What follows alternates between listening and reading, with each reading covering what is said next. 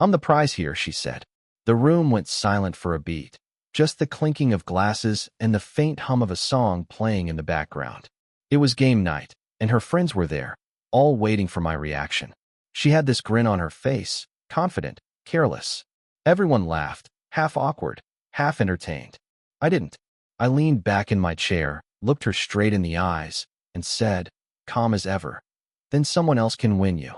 I set my cards down on the table, took a sip from my Heineken, and stood up. No yelling, no scene, just quiet. The kind of quiet that says more than any argument ever could. She froze for a second, expecting me to follow it up with a joke. When I didn't, her smile faltered. Her friends shifted uncomfortably. I walked out the door, grabbed my jacket, and left. By the time I reached my car, my phone buzzed. Her best friend, Megan. "She's crying. Come back." I stared at the message, my reflection caught in the windshield. Then I typed back, "Prizes don't cry for second place," and turned off my phone. Driving home, I felt something I hadn't in months: control. Not power, just clarity. The kind that comes when you finally stop negotiating your worth. We'd been together for 3 years, and somewhere along the way, she started believing that being wanted was the same as being valuable. That the relationship revolved around her moods, her validation, her need to feel above it all. And I let it happen. Every small dig, every sarcastic comment disguised as humor, every "you're lucky I put up with you." I absorbed it until it became normal. But that night, something shifted. I didn't feel angry. I felt awake. When I got home, I made coffee and sat on the couch. The apartment was quiet except for the low hum of the refrigerator. On the table lay a photo of us from last summer. Her laughing, me half smiling. I looked at it for a while before sliding it into a drawer. She called 10 times that night. I didn't answer once. Not out of spite, but because I realized I had already said everything that needed to be said. Sometimes silence isn't about retreat. It's about reclaiming your space. And that night, mine finally felt like mine again. The next morning, I woke up to sunlight creeping through the blinds and a phone filled with missed calls. Hers. Megan's. Even a few from numbers I didn't recognize. Probably her friends trying to play mediator. I didn't open a single one. I just made black coffee, sat by the window, and watched the city move like nothing had changed. But something had. For the first time in a long time, I didn't feel like the one chasing peace. I had it. Around noon, she showed up at my door. I saw her silhouette through the glass before she knocked, arms crossed, expression caught somewhere between anger and panic. I didn't open right away. When I finally did, she stepped inside without asking, like she still lived there. "You embarrassed me," she said, in front of everyone. Her tone wasn't hurt. It was defensive, almost offended that I'd taken her words seriously. I stayed quiet, leaning against the counter. She kept talking, words tumbling out faster now. "It was a joke, okay? You made me look bad. You didn't have to walk out like that." She paused, expecting me to argue, to defend myself like always. But I didn't. I just stared at her, then said, calm and measured, "You did that on your own." Her face tightened. "You're overreacting," she snapped. But this time, I didn't flinch. I didn't explain. I just let the silence stretch between us until it became uncomfortable enough for her to shift her weight and look away. Then, without another word, I opened the door. She hesitated, waiting for me to stop her. I didn't. She left. That evening, I drove out to the coast. I parked by the cliffs and watched the sun disappear behind the horizon. The air was sharp with salt, the kind that wakes you up from the inside. I thought about how easily she'd turned something cruel into something casual. How often we call disrespect playfulness, just because it's said with a smile. When I got home, I turned off my phone completely. I didn't want to see the apologies that would come next, the tears that only appear when control slips. Instead, I sat on the couch, opened a bottle of Heineken, and let the quiet settle. It was strange, how something as simple as silence could feel like strength. But maybe that's what it was all along. Not revenge, not pride, just finally remembering my own worth. 2 days passed before I saw her again.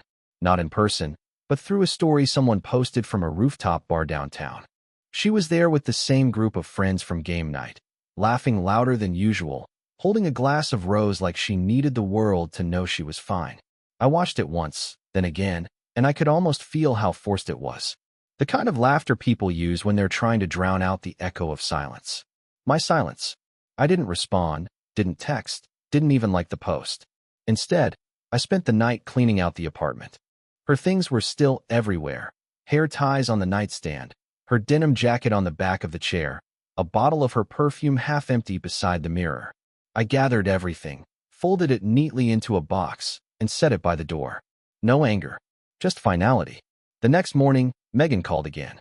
This time, I answered. Her voice was softer than usual, cautious. "She's not doing great," she said.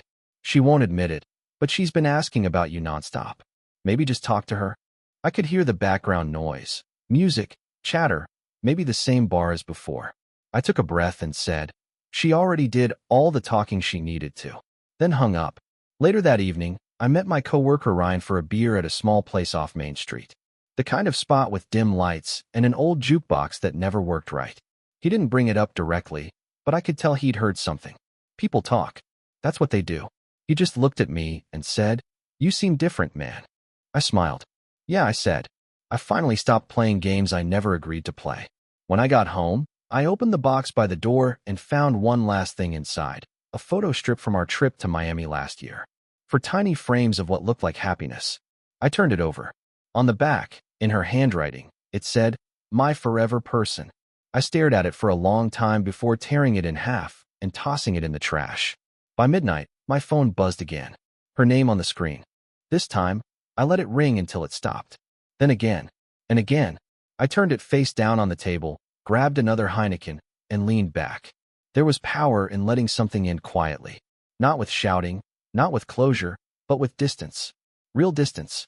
And I knew, deep down, that's what she could never handle. The kind of peace she couldn't control. A week went by before she showed up again. It was late, close to midnight, and the sound of knocking pulled me out of a half-sleep.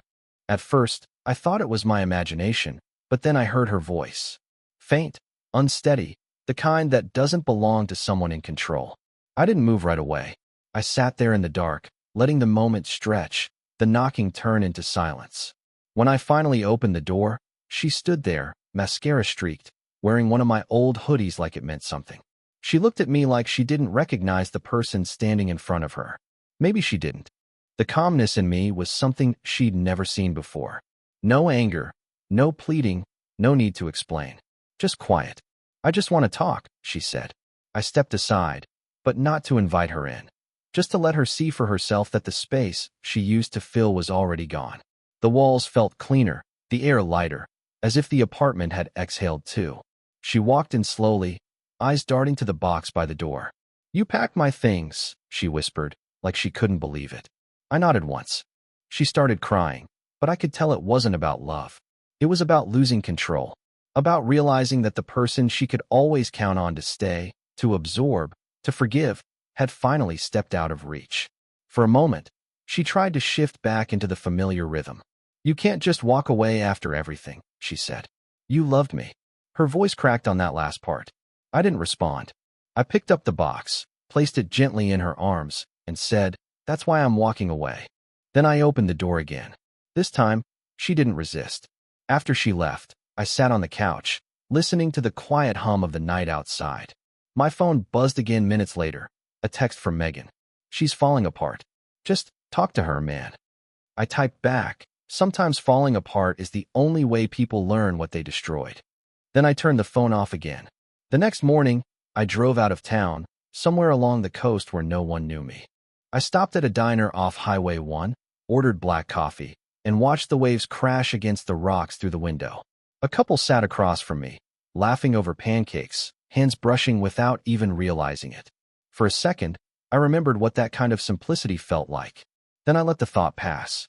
Some things you can't go back to. Not because you don't want to, but because peace costs too much to gamble with again. By the third week, I could tell the story had made its way around. People started looking at me differently. Co-workers, mutual friends, even a few of hers who used to barely acknowledge I existed. There was a kind of quiet curiosity in their eyes, like they were trying to figure out how the guy who always played it cool finally became the one who walked away first. It's funny how quickly people rewrite the story once they realize you're no longer playing the role they assigned you. Megan texted again that Friday. "She's not herself," she wrote. "Barely goes out, barely eats. Says you've changed." I didn't respond. Because she was right. I had changed. Not in the way people mean when they talk about self-improvement or healing. It was simpler than that. I'd stopped reacting. I'd stopped feeding what hurt me. There's a strange kind of freedom in that stillness. That night, I was out with Ryan again, sitting at the bar watching the muted TV above the counter. The Lakers were losing, and he was complaining about his fantasy league. I wasn't really listening. My eyes drifted to a couple 2 seats down. She was laughing, leaning closer to the guy as he spoke. Not flirtatious, not forced. Just natural. Easy. It reminded me how rare that kind of connection actually is. No performance. No audience. When I got home, there was a voicemail waiting. Her voice, soft and uneven. "I miss you," she said. "I know you probably don't care anymore, but I do. I care. I just didn't realize how much until you were gone." Then a pause. "You said prizes don't cry for second place. Maybe I was never the prize." I replayed it once, twice, then deleted it. I didn't need the reminder. The version of me who would have rushed to comfort her didn't exist anymore. I'd spent too long confusing loyalty with self-neglect. The next morning, I took a long run through the park, the kind of cold air that burns your lungs in a good way. I stopped at a coffee stand, grabbed a Starbucks Black, and sat on a bench watching people pass. Families, couples, kids chasing pigeons. For the first time in a long time, I felt something steady inside me. Not excitement, not regret, just peace. Later that day, my phone buzzed again. A new message. Not from her this time, but from an unknown number. "You really moved on, huh?" it read. "Guess she wasn't wrong. You're colder than I thought." I looked at it, almost laughed, then locked the screen. Maybe I was colder now, but only because I'd learned the difference between warmth and fire. One keeps you alive. The other burns everything in its reach. A month later, I almost forgot what her voice sounded like.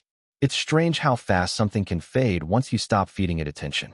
The silence that used to feel heavy now felt like a friend.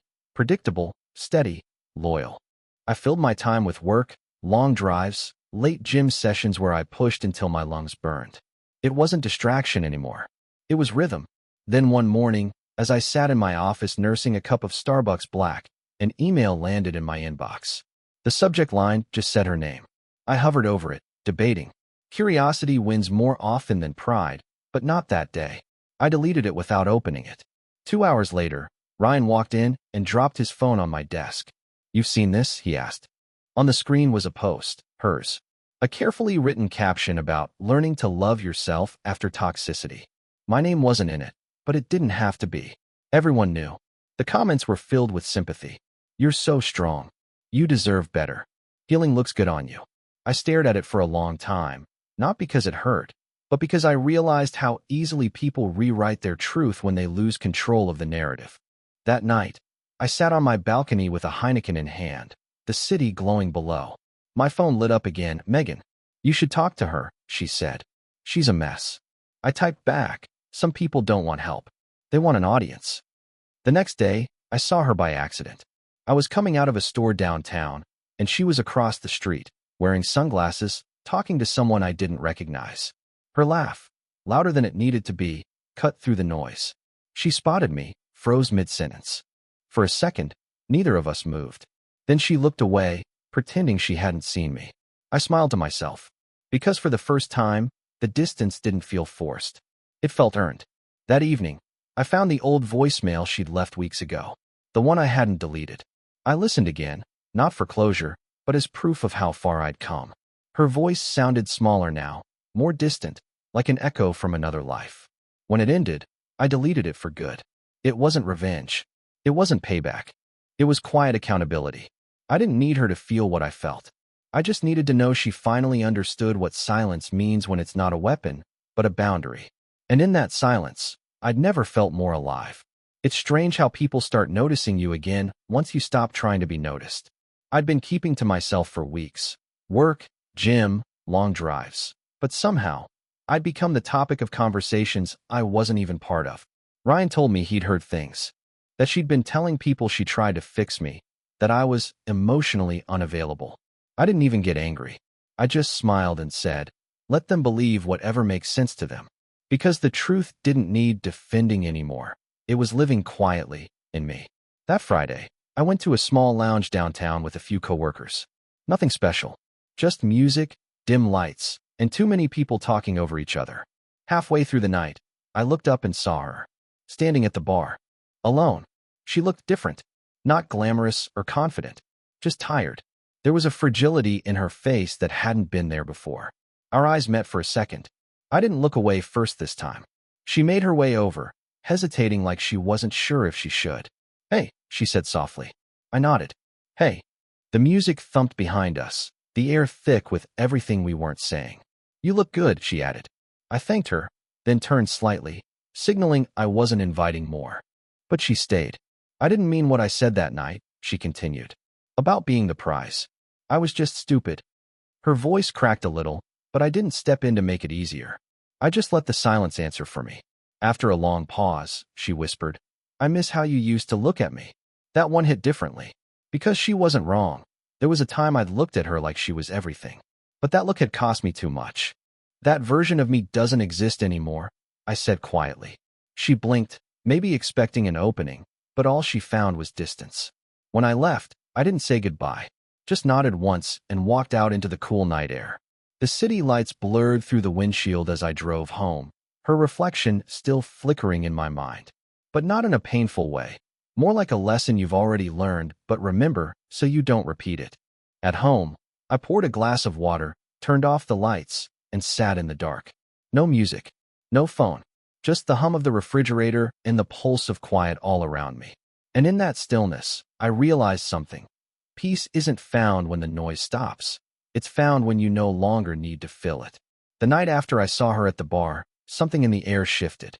It wasn't dramatic. No storm, no confrontation. Just the quiet realization that a chapter had closed without either of us saying the words out loud. She had looked at me like someone seeing a ghost, and in a way, she was. The person she'd once known was gone, and the version standing in front of her didn't need her validation anymore. 2 days later, she texted. Short. Careful. Can we talk? Just one last time. I stared at it for a long while before typing back. There's nothing left to say. But I didn't send it. Instead, I left the message unread because silence, once again, said everything better than words ever could. That week, I got busier at work. Late nights in the office, coffee cups stacking up near my laptop. My boss, Tom, even noticed. "Whatever you're doing, keep it up," he said. "Funny thing about peace, it makes you more productive." I wasn't distracted anymore. No more scrolling through her social media, no more replaying arguments in my head. The noise had finally quieted down. Then one evening, Megan called again. Her tone was different this time. Tired, almost resigned. "She's been distant with everyone," she said. "You broke her a little, you know." I thought about that sentence for a while before answering. "Maybe," I said. "But sometimes breaking is the only way people change." She sighed, said nothing, and hung up. The next morning, I ran into her mother at the grocery store. She smiled politely, made small talk, asked if I was doing well. There was something heavy in her eyes, though, a kind of awareness. Parents always know when their kids ruin something good. As she walked away, she said quietly, "She thought you'd come back." I didn't answer. That night, I sat on the balcony with a Heineken, watching the city glow beneath the clouds. My phone buzzed again, her name lighting up the screen. I didn't touch it. It kept ringing, then stopped. Minutes later, a new message appeared. "You really never cared, did you?" I read it once, then locked the phone and set it aside. She still didn't understand. Care isn't proven by chasing. Sometimes, it's proven by stepping back and letting someone feel the weight of losing you. The hardest lesson I ever learned was that peace and distance often come dressed in the same silence. And sometimes, that silence is the only answer left to give. Weeks passed, and the distance between us became more than just emotional. It was visible. She stopped showing up at the same places, stopped posting the way she used to, stopped trying to make her life look like a highlight reel.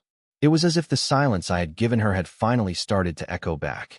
And maybe that was the point. Not to hurt her, but to let the truth breathe where noise once lived. I didn't realize how much people had noticed until one afternoon, during a team meeting. Ryan leaned over and said quietly, "She's seeing someone new." I nodded, pretending it didn't matter. And maybe it didn't, not the way it once would have. But that night, driving home, I thought about how some people replace instead of reflect. I wasn't angry, just certain, because I knew she wasn't over it. She was just trying to prove something. To herself, to me, maybe to the world. A few days later, I ran into them. I was leaving the gym, Nike hoodie pulled over my head, earbuds in, when I saw her at the cafe across the street. She was laughing again, head tilted back, but the smile didn't reach her eyes. The guy sitting across from her was talking fast, eager, like he was auditioning for a part she'd already written before. When she saw me, the laughter froze. For a second, her entire body stilled. Then she quickly looked down, pretending to scroll through her phone. I didn't wave. I didn't stop. I just walked past, calm, unbothered, a ghost that didn't need haunting. But later that evening, my phone buzzed again. A message. Did you see me today? I didn't reply. Another one followed. He's not you. Then another. You don't even care anymore, do you? I stared at the screen for a while before typing. I cared enough to let go. Then I deleted it, because sending it would have meant I still needed her to understand. And I didn't. Instead, I drove out to the coast again, parked in the same spot where I'd watched the sunset weeks ago. The ocean was calm, the air heavy with salt and silence. I sat there for a long time, watching the waves move without resistance. And for the first time, I realized what she had been chasing all along, attention. But attention fades. Peace doesn't. That night, I went home and slept better than I had in months. Because letting her go wasn't loss anymore. It was freedom disguised as distance. And I finally understood that sometimes the quietest revenge isn't walking away. It's never looking back. It's strange how peace feels heavy at first. Like you're carrying the weight of everything you didn't say. But over time, it starts to feel lighter, cleaner. I hadn't heard from her in almost a month. No calls, no messages, not even a rumor through friends. It was as if she'd finally accepted the silence for what it was, not punishment, but the ending neither of us had the courage to speak out loud. Then one morning, I ran into Megan at a small Starbucks near my office. She looked different, more grounded, less caught up in the noise of it all. She smiled when she saw me, that kind of smile that carries both understanding and apology. She moved out of town, she said. Needed a reset, I guess. I nodded, sipping my coffee. Good for her. Megan tilted her head. You really don't feel anything anymore, do you? I paused before answering. I feel peace, I said. That's something. That night, I found an old notebook buried under a stack of files at home. Inside were pages of plans, trips we wanted to take, lists of restaurants, inside jokes scribbled between grocery reminders. It didn't hurt to read them. It didn't sting the way it used to. It just felt quiet, like looking through someone else's memories. I closed it, set it back down, and realized that closure doesn't come from confrontation. It comes when you stop waiting for it. Weeks passed, and life moved forward. New faces, new habits, new silence. I started going to a different gym, met new people, began sleeping without replaying old conversations in my head. Every now and then, she'd cross my mind, not as a wound, but as a lesson. Some people teach you love, others teach you limits. She taught me both. One evening, as the sun dropped behind the skyline, I drove back to that coastal spot one last time. The air was cool, the sea restless, but peaceful in its own way. I watched the horizon blur into shades of gold and blue, and I thought about everything that had happened. The laughter, the arrogance, the distance, the silence. All of it led here. If she ever wondered what happened to me, what changed, I hope she understands this. I didn't disappear. I just stopped showing up where I wasn't respected. And that was the most powerful thing I ever did. As the last light faded, I finished my Heineken, tossed the cap into the sand, and smiled. Not at her, not at the past, but at the calm I'd finally earned, the kind that no one could take away again.